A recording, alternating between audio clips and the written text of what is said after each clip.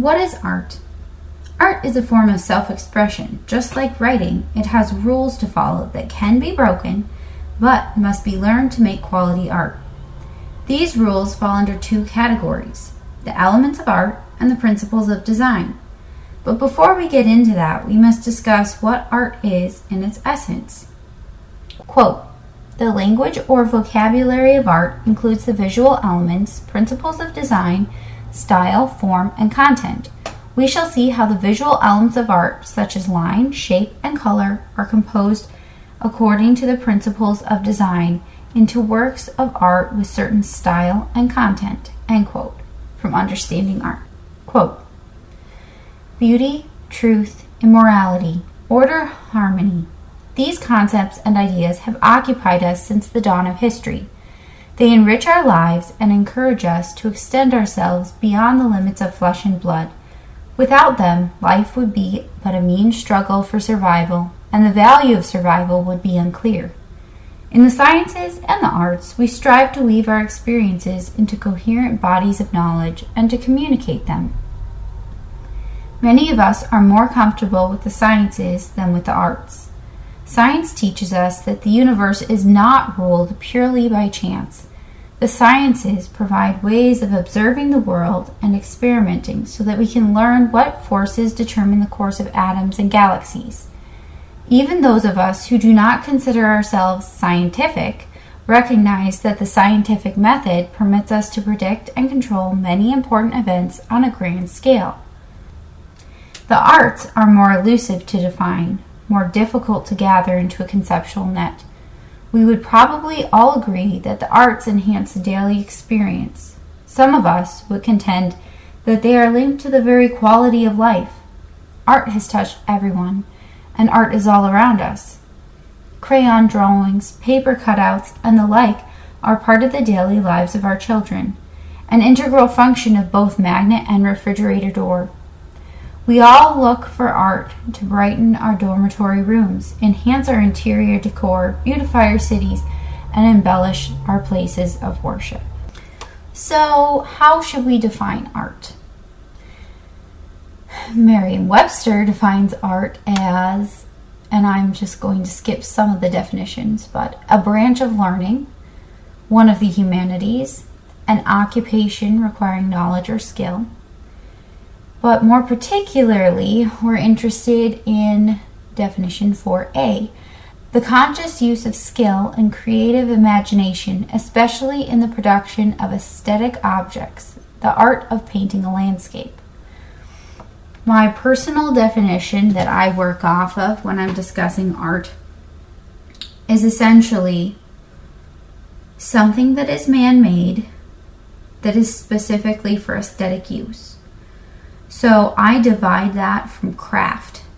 Lots of people will lump pottery or other practical, maybe woodworking, practical crafts in with art. And it is very true that these crafts can involve a certain level of aesthetic, but the difference is one involves a practical use and one does not. So with pottery, you can make a bowl out of pottery. And although it can be an artistic piece, it is also equally a functional piece. Whereas when I talk specifically about art, I'm specifically looking at it through the lens of non-functional work. So its only purpose is to communicate an emotion or an idea or just look pretty on the wall. So based on Merriam-Webster's definition and my definition kind of intermingled, I've come up with the essential attributes of art and the non-essential attributes of art. So under the essential attributes of art, we have it has to be consciously made, incorporates creativity and imagination, and is an aesthetic object.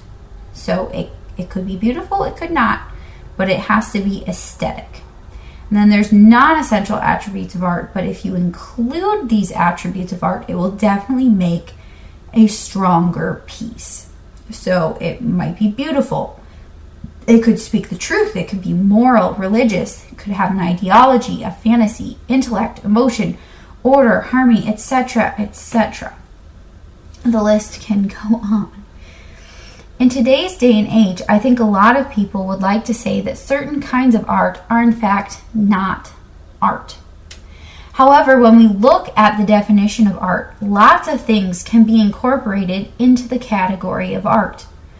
What is required for a piece of artwork is that it is consciously made, incorporates creativity or imagination, and is intended to be for aesthetic use. All right. What is required for an excellent work of art is another matter entirely. Just like you can have a child's scribbles posted on your fridge, you can also have a work of art that incorporates most, if not all, of the other attributes of art. A child's scribbles are amateur. I think that we would in general agree that much modern art is on the same level as a child's scribbles, or at least close.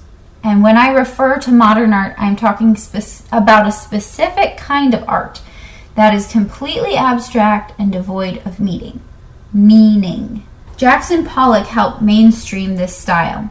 It has been termed the abstract expressionist style.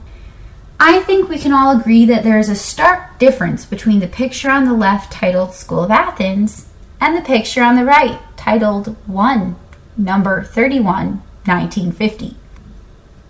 Oh wait, did you think that that was just a background design? It works as a background design, but it is actually a very famous Jackson Pollock painting. It is actually displayed in the Museum of Modern Art in New York. Yes, these are both pieces of art. There's no denying that. We're going to take a look at these individually and compare them with each other using the visual elements of art and the principles of design to see how well crafted each of these are. But before we do that, let's look at some of the non-essential attributes of art. So as listed earlier, we have the non-essential attributes of art, also listed here. This image is titled Philosophy or School of Athens. It was painted as a fresco by Raphael. We'll just say Raphael. It is displayed in the Vatican in Rome in Italy. In the center, Plato is depicted on the left and Aristotle on the right. They are said to be discussing philosophy, particularly on the details of God. Based on the visual elements of art and the principles of design, which we will get into later, this image is considered beautiful. It is incorporating some aspect of truth because the ideas represented here are encouraging the mind to think about the truth and what is true.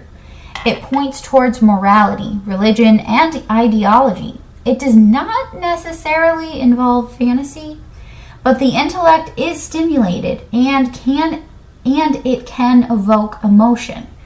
The piece is ordered and stimulates the mind to think about divine order. The piece is also harmoniously put together. So all in all, when we look at the non-essential attributes of art, it has almost all of them. And that is definitely a sign of a higher quality piece. And now we get to the Jackson Pollock painting. If you can't tell by now, you should understand where I stand on this. But we're just going to go over this and state the obvious. Conversely, this painting by Jackson Pollock has no intellectual topic to stimulate thought. It was made by, and I quote your textbook. Well, I haven't provided you the textbook, but it is the textbook I'm pulling information from.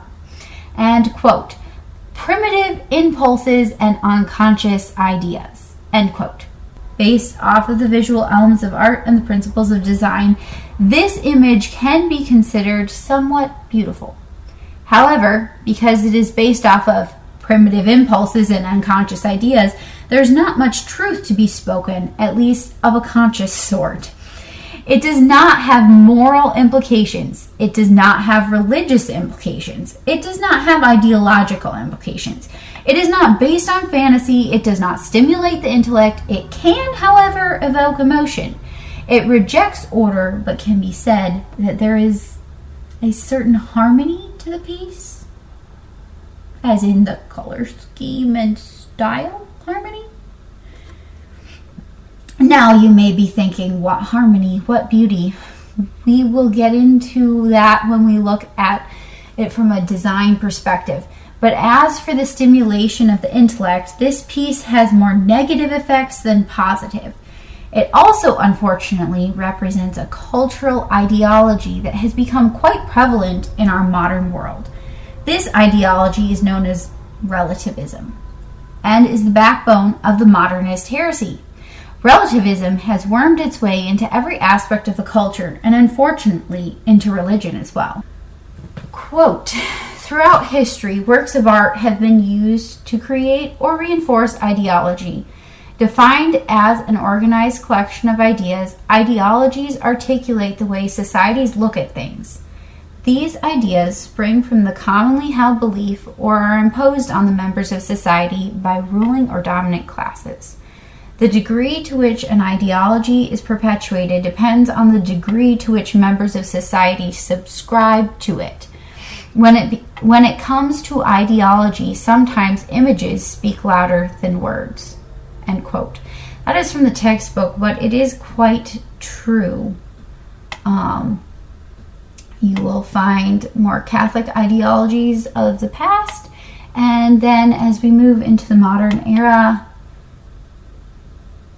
people in general have started subscribing to modern ideologies. So, yeah. Anyway, this is very true. Even G.K. Chesterton spoke that the work of artists reflects the culture of their time. Although his words were quite disdainful of the modern time, the time he lived in, similar to today, was a culture embracing relativism and modernism. And out of that sprung nonsensical paintings, paintings that displayed nothingness as opposed to a truth or a lie. Art that detracted from thought as opposed to instigating it. Before modernism and relativism, we saw art in all cultures that inspired and instigated thought. The thoughts might have pushed heretical concepts or otherworldly views, but they did not push an absence of thought. So you'll see, like I have pictured here, so we have some Greek art, and then we have some Buddhist art, and then we have, I believe that's neoclassical art, if my memory serves. You won't be tested on the time periods of these. I'm using these more as examples of different ideologies as opposed to quizzing you on specific pieces. So don't worry. You'll probably, maybe in the test, will be included the School of Athens, and the Jackson Pollock paintings, but after seeing them through so many lectures, those should be very obvious to you. So, anyway, when you look at many modern paintings today, you will see paintings of nothing in particular. Maybe there are shapes, more splatters on canvas, or maybe there's an abstract metal sculpture that looks like crumpled tinfoil. These works of art are still art, unfortunately, but they are. The problem with them is not that they are not art. The problem is that they are pushing a relativistic view of the world. Not only that, but they are encouraging you as a viewer to not think, to not use your intellect. Many of these pieces of work are jarring and distracting. It is hard to think with them around. There is so much visual noise that you aren't able to form meaningful thoughts in your head. You aren't able to concentrate on other things to the best of your ability. This reflects our culture today so well. Many forms of music, architecture, theater, painting, sculpting, and all the varieties of self-expression have become cheapened and encourage entertainment and lack of thought. This reflects the culture and our complete abandonment of what is true, good, beautiful, and godly. Although these things could be seen as entertaining, they are a much lesser form of art because they are oftentimes an absence of expression, or at least a lower form of expression, as opposed to an expression of theological truth or some other complex and nuanced thought process. It is lesser because there is less work and thought put in. We live in a culture that highly values nonsensical art, mainly because people's values are so relativistic. They do not want to be made uncomfortable with seeing a glimpse of what could be true, something that might trigger agitation in their mind, that might make them think they need to be more than they are.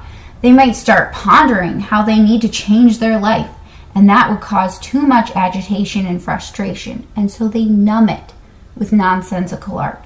This is the modern culture we live in today. It is part of relativism. It is part of modernism. I think oftentimes people who value great art want to dismiss poor art as not art, but that is not possible.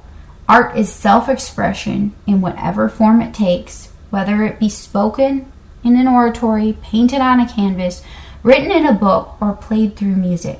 These are all forms of art and may be done in a poor or excellent manner, but unfortunately, it does not make poor art not art.